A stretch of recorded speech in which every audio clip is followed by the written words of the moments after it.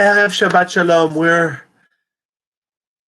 right before Parshat, and this Sunday will be Rosh Chodesh Elul, the month leading up to Rosh Hashanah. And I know it feels like the middle of summer, but we are in fact a month and 2 days away from Rosh Hashanah, believe it or not. And this year in Israel, Rosh Hashanah is not only a new year, but also opens the Shemita year, the year every 7 years, the year in which, well, that's exactly the question I want to address, in which we're told in the book of Leviticus, in the book of Exodus, the land needs to rest. And in fact, as we get towards Shemita here in Israel, there's a great flurry of activity, of planting, of making sure everything is set, and many, many questions. If you'll turn to rabbis, can I do this in my garden or that in my field? And what's going to be with the community? Where am I going to buy my tomatoes and my cucumbers? And how's it all going to work out? And in this week's portion, we're told something of great significance. We're described a different aspect or a different element of Shemitah, not one that deals with the land, but one that deals with the social interaction and the financial relationships between people. This is the matter of Shemitah. The end of 7 years, you release. Shemitah literally in Hebrew means to release. Told the debts that you owe to your brethren. And in fact, part of the reason why this is less halachically applicable, already going back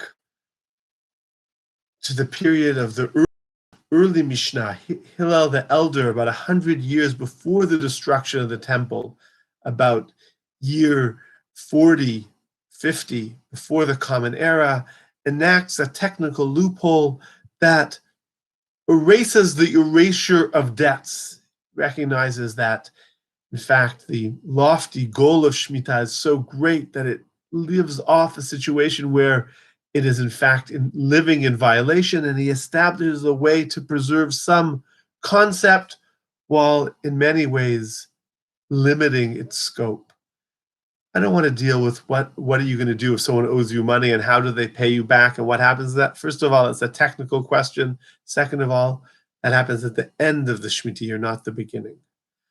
I want to discuss about the matter, what happens as you're walking around in life thinking that this person owes you and that person owes you, or that you owe this person and that person, and you live with a sense of disappointment and frustration, oftentimes with your closest relationships. And the Sfat Emet says, Zeh davar Shemitah. This is the matter of Shemitah for your brother. When you think your brother owes you, release, let go. If he hasn't paid you back in 6 years, he's not going to pay you back the favor, the goodness, the kindness, whatever it is that you think you are owed. And you want to have a release laHashem, ties it into a verse from Psalms, Harpu udu'u ki anochi Elohim. Release, and then you'll know that I, in fact, am God.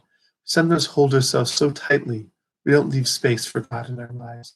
We don't leave space for goodness in our lives. We think, Magia li, I am deserved. I was so kind, why am I not appreciated? I was so good, or these people were kind to me, I can never look at them again. I owe them so much. Let go. It's not helping you, it's not helping them. At least once every 7 years. Perhaps we do this, in fact, every night. We recite Shema.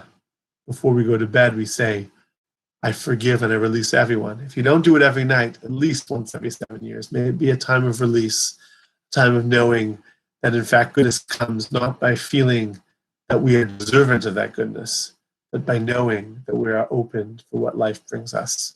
May it be a year, may it be a month, a week, a year of goodness, of blessing, and of joy for all of us. Shabbat Shalom.